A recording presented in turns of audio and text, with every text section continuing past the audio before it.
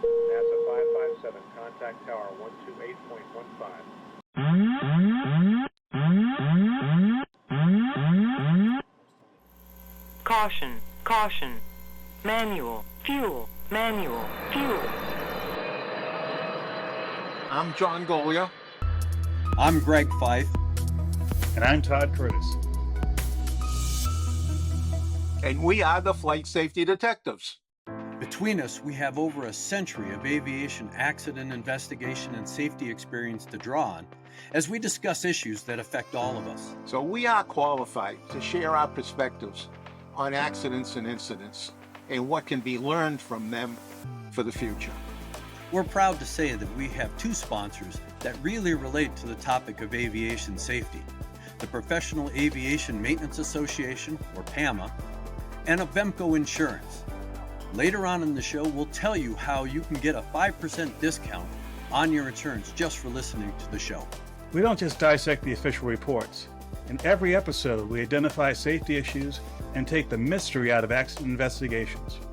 So maybe pilots and their planes can have safer flights ahead.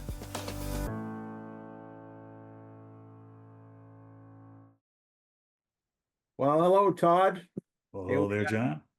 Here we are together again. You know, Greg and Miles are off earning their keep someplace, and it's you and I. And this week I've chosen a little different tack to take. All right, so we're not going to analyze an accident that has been done because of the circumstances of this one.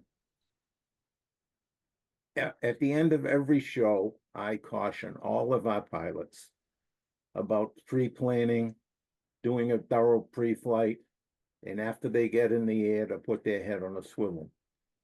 This one really calls into question the part of after takeoff and the pilot flying, or actually both pilots paying attention to traffic. Now, this is an event that occurred in a foreign country, and we'll get to that in a second. And it covers a general aviation training airplane operating out of a relatively small airport that has commercial service. So it complicates the training situation, and it complicates the commercial pilot situation. And we'll go over all of that in a minute. But it touches upon a number of areas that we need to be concerned with here in the US, given the high volume of training that we're having. And a lot of it is in and around airports with commercial operations. So I'll let you, Todd, give us the parameters of this particular accident. Well, the accident in question took place near Nairobi, Kenya on the 5th of March, 2024. And the report came out less than 3 months after the event. It's a preliminary report, which has a lot of background data, but so far no analysis or probable cause. But the two aircraft in question, there was a Cessna 172 training aircraft with an instructor and student on board, and you had a regional aircraft taking off on a domestic flight. Now, this airport, which is at Wilson Airport near Nairobi, is not the main international airport, but still a very busy airport. They have training activity going on. The accident Cessna came from a training organization that had about a dozen aircraft and a ground trainer. And the other aircraft was from a small fleet of an airline that has a lot of regional flights in the area. And looking at some of the transcripts of the air traffic controllers, there are several aircraft in the air at the same time. Now, for those of you looking at the video version of this, we have a schematic on the screen of Wilson Airport. And as you see, there are crossing runways.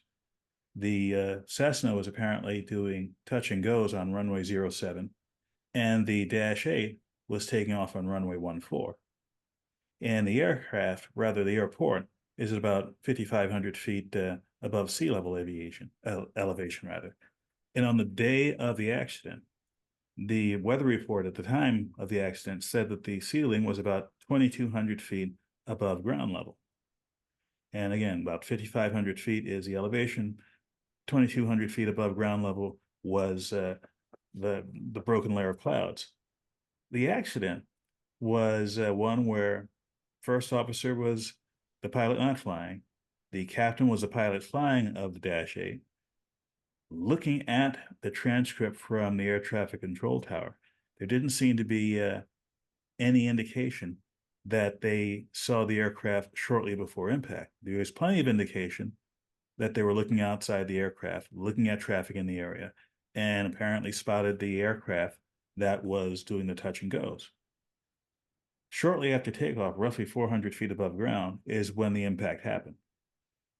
The horizontal stabilizer of the Dash 8 cut into the rear of the Cessna, broke off the horizontal stabilizer and tail section, and the Cessna crashed. Both people were killed. The other aircraft was able to do a go-around, land without further incident, had some minor damage to the stabilizer. But one of the reasons, as John said, that we're talking about this is that this is something that can happen around the world. Although the US is one of the major places in the world where flight training takes place, it takes place all over the world. And there, like I said, there was a school on site at this airport. The same issues that are faced in the US are the same issues that are faced in Kenya and around the world. If you're flying as a student pilot, whether with or without instructor, and you're in an airport where you have dissimilar aircraft flying, aircraft that are bigger than you are, better performing than you are, and that fly on routes different from what you're flying. In this case, the accident Cessna was doing touch and goes, typical training at an airport. The airliner aircraft was doing a flight elsewhere in the country. And although there was no indication in the transcript from the control tower that they were looking out and saw this aircraft before impact, clearly they were in a position where they could have 10 miles visibility. The impact happened about 1,000 feet below the broken layer of cloud. So we're assuming visibility is not a problem. Now, John, there are other assumptions we're making based on the fact that there's a lot of data, but not a lot of conclusions as to what was happening at any given point in the process and who was doing what at any given point of the process. You know, one of the things that I took note of, and it was towards the end of what you just said, right? So the airplane's taken off. We have a first officer who is the pilot, not flying, monitoring the instruments. So he's probably heads down on takeoff. And this airplane was struck on the right-hand side. So he may not have been looking out the window at the time. Right? He in 400 feet from the time you take off, he's probably cleaning up the landing gear and taking care of the items in the cockpit, running the checklist, the pre-takeoff checklist. So he may not be looking out the window, but the captain should have been looking out the window and saw this airplane. This airplane took off before them. So in theory, it should have been higher than they at the time of them taking the takeoff roll. So it should have been in the windscreen, even though it was on a path that was divergent in from runway 4 to runway 7. The Cessna should have been going away. There's no reference in the report. Did the airplane, the Havilland airplane, continued on runway heading, or did he turn off? It's not called out in the report. And typically, if this were an event happening in large parts of the world, U.S., Canada, Western Europe, my first go-to would be to go to one of the sites that have ADS-B data and look and see what the flight track of the aircraft involved were. There was no ADS-B data that I could find for either one of these aircraft, either historical or current. So we are relying on whatever information is coming out of the Ministry of Roads and Transport out of Kenya. And so far, at least in the preliminary report, there's no flight path data. There's no estimated altitude at any given point in time of the two aircraft. And nor is there any analysis of what could the pilots have seen out of their windscreens at every point of the flight, either the Cessna pilots or the Dash 8 pilots. Now, this is not to fault the Kenyan authorities. This is a very preliminary report. This was published less than 3 months after the event happened. And typically these reports around the world take a year plus or minus a few months to complete. So we will, look forward to seeing what the results are. But keep in mind that this is not a minor event in a sense of would not have any repercussions with what's going on in that part of Africa, because again, the demand for pilots is a global demand for pilots. And like any other airline, if pilots are with an airline, they get some time, they move on. So even if an airline, no matter where in the world, is well staffed now, there's a constant need for more people in the pipeline. And this flight school at this airport near Nairobi is clearly one of those places that's keeping people in the flight line. And just from the description in the report, they had about a dozen aircraft. They had a flight, a ground simulator. And this was a school that could grant both private pilot and commercial pilot and instrument ratings. So all the basics that one would need to start an airline career, apparently you can learn at this location. So that said, this accident happened. It was a tragedy, but I'm sure every day there are many other people out there doing what this crew was doing when they had the accident. So anything that they can learn from this accident will be useful. And here's the other big message that we want to take out. We talk about accidents all over the world, training accidents included. Nothing much changes. That is, you still have the same kinds of aircraft. You still have very similar rules with respect to training and procedures and how people fly in and out of airports. So if you learn something from either Kentucky or from Kenya with an accident like this, and you're flying somewhere else in the world, learn from it and take it forward. All right, so I found something else interesting in this report, and it deals with air traffic control. So, and I'm sure we're going to talk about when the pilot calls in his damage. But at the time that the air traffic controller got the report from the pilot that something had happened, he called and notified ARF, Airport Rescue and Firefighting, activated the crash alarm, and at the same time, the tower was able to request other aircraft within the airspace, including 2 helicopters and fixed-wing airplanes, to proceed to the site without any coordination. Now, I think there may have been coordination, and here's one of the things that really jumped out at me. The accident happened at around 9:34 local time, 0633 Zulu time. And right about the time when the event took place, the transcript says, unrelated transmission from other traffic. And it was like a 90-second gap rather, where instead of having any sort of back and forth, they had this one-line message.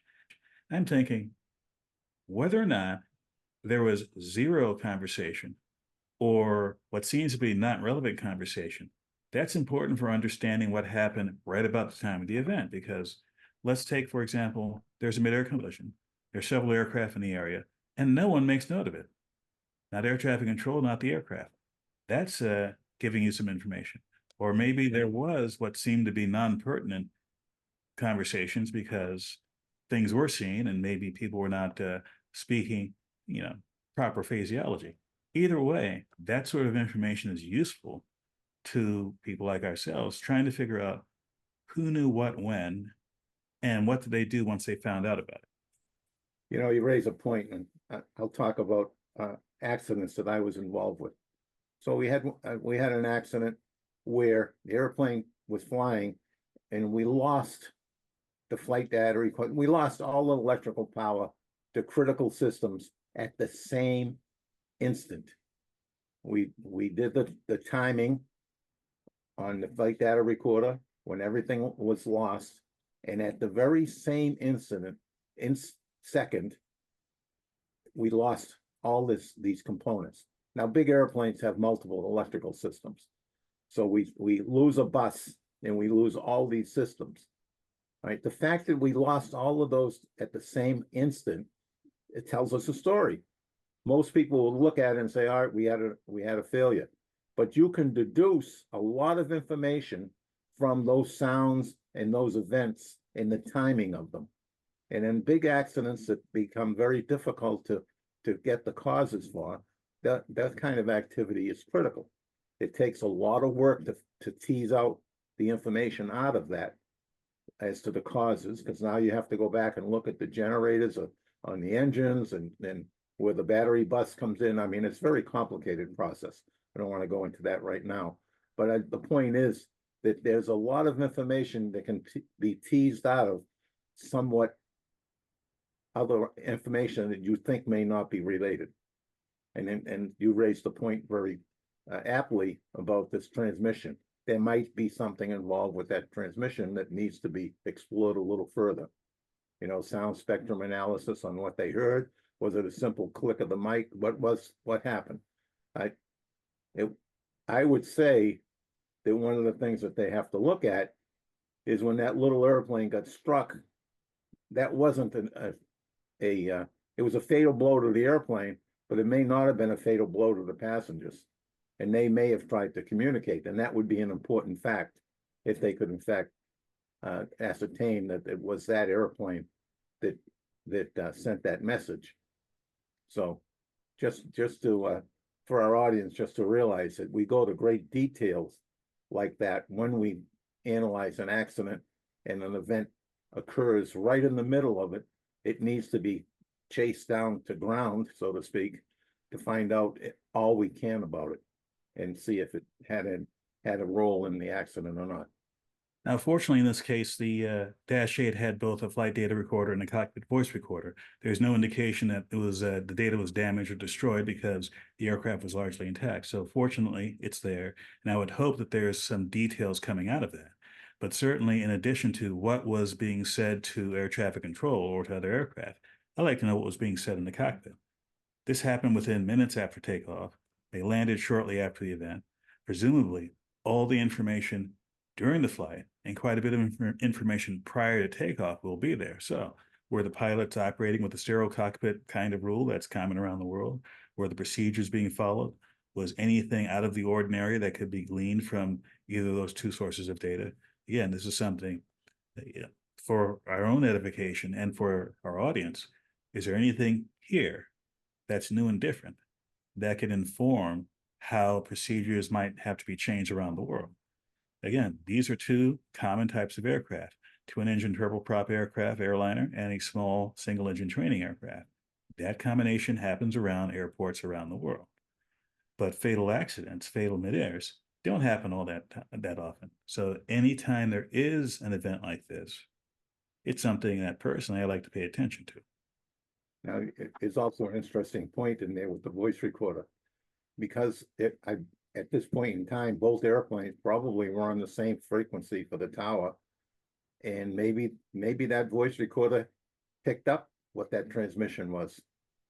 And of course, the power of the transmission is represented by how loud it was on the cockpit voice recorder may indicate that it was close to the airplane. Right, so that the voice recorder is a very, very critical piece of communications gear, a recording thereof all that communications. Now, some secondary sources of information which I commonly search for in an accident like this, I haven't found any. Then again, that's probably a function of me not searching in the right places. But if you have any sort of accident happening in the current era, it's very likely, especially if you have survivors on board an airliner aircraft, there will be several people who will say something on social media and share something on social media after the fact, and maybe even having recordings of the actual event. And again, for some people, they enjoy taking pictures of their takeoff or their landing, and they could have been normally just having a regular good time taking a video, and this event happens. And any information coming from that could be instructive. And also, like I mentioned earlier, ADS-B tracks are easy to get for airlines around the world. Didn't see any for this aircraft on this day. But again, something I might do on my own later on is, can I have the ability to go back in time with the systems I have access to and say, okay, replay the ADS-B tracks at this airport at this particular time before and after the event. Now, of course, if the airplane didn't have it, we won't have that track. But if there's at least one aircraft with an ADS-B track I can look at, I could use that to compare to the analysis that comes out later and say, okay, is this consistent with the official analysis of this? Or do we have something where something is missing or something is there that shouldn't be there. And I, like to remind our audience, a few weeks ago, we did a show where we looked back at an analysis that was done by the NTSB. Later on, we found out that there was extra data, not from the outside world, but from the NTSB itself, that showed that instead of being a situation where one helicopter got hit by one drone in midair, there are actually two helicopters in the air at the same time. And the helicopter that was hit, that was stated by the NTSB, and they had evidence for it, was not the helicopter they fingered in the video. In other words, the helicopter that didn't get hit was seen in a video. The helicopter that did get hit only got seen at the very end of the video. And the NTSB thought, oh, there was only one helicopter. No, two different helicopters. So whatever the conclusion was in that event, the fact that you had two aircraft in the same area changes the perspective of, okay, what are the lessons learned that we can take away from this? And remember, the point of us doing all of this is education, lessons learned.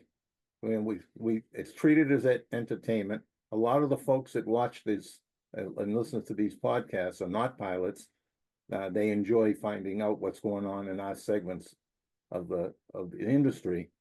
But really, we're here for our fellow pilots, mechanics, dispatchers, and everybody else that's in the stream of providing aviation services to the world, to help educate them. Because none of us come to work to make a mistake. None of us. And we can profit from those mistakes inadvertently made by others. Just enlightening all of us. And that's the whole purpose of why we spend so much time and effort on these shows. So we'll be back to this accident when more comes to light. That's for sure, because this may be a real gold mine in mining what not to do's, and identifying where the problems are in the system. And the NTSB, you and I, all of us in the US spend a lot of money every year in Africa trying to help the African aviation authorities get better at what they do. And we have some success. I keep saying we, like I'm still at the NTSB, but the NTSB has many successes and many, not failures, but places where they didn't get traction to make things better. Right? So it doesn't mean that we should stop doing what we're doing. We should continue trying to help aviation entities wherever they are and try to make the rest of the world look like us on the accidents.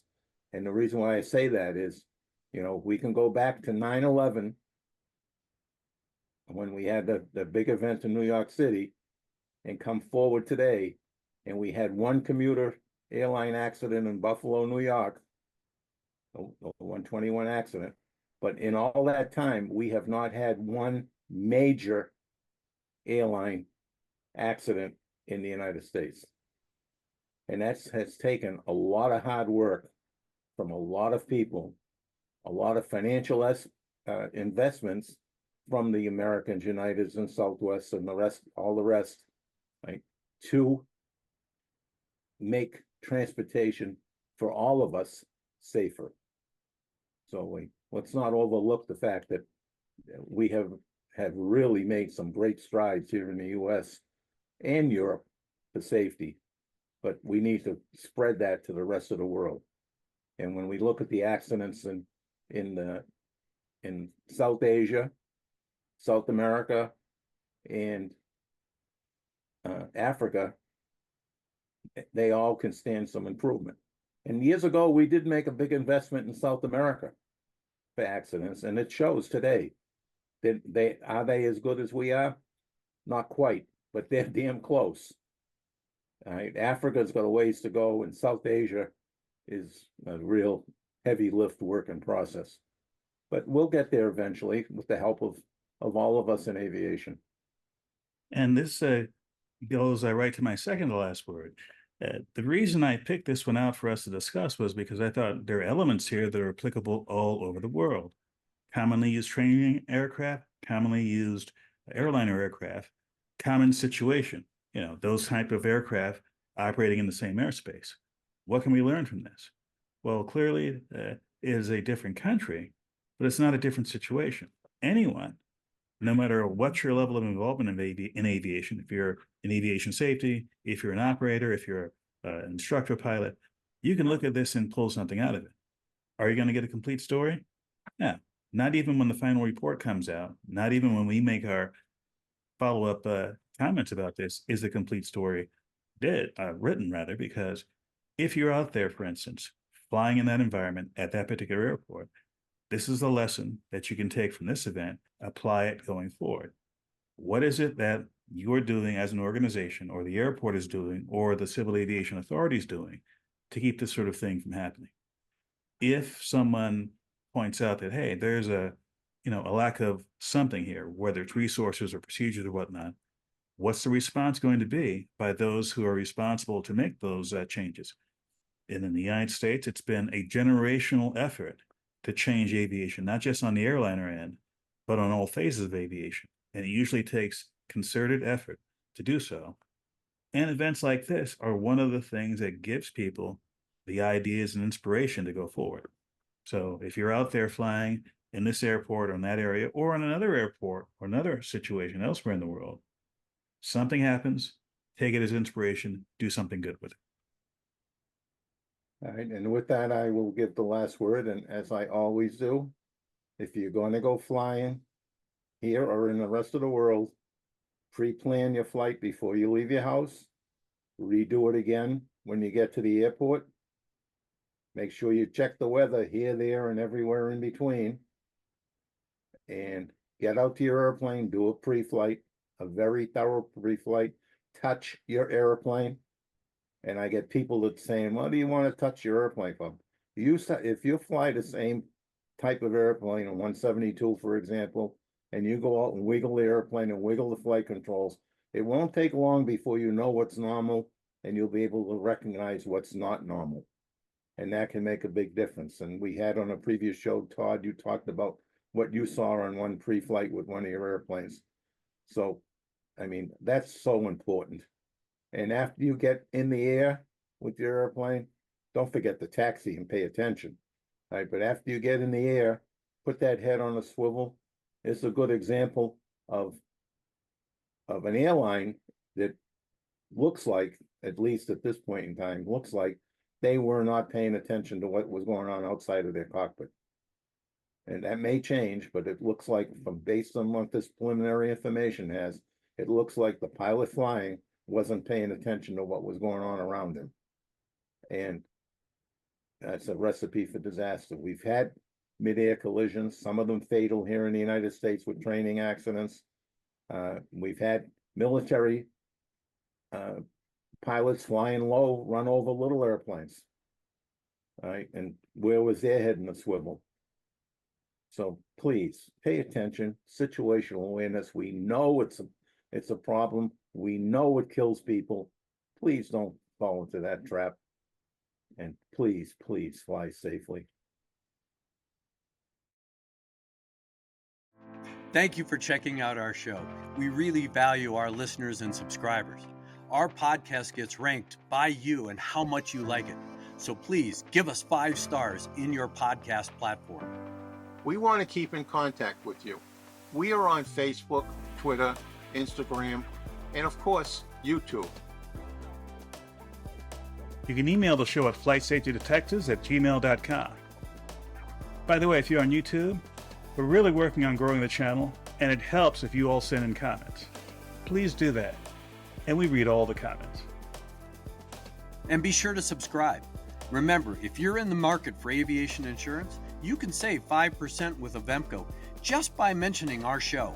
Visit them at www.avemco.com. That's it for this episode of the Flight Safety Detective. Until the next episode, fly safe.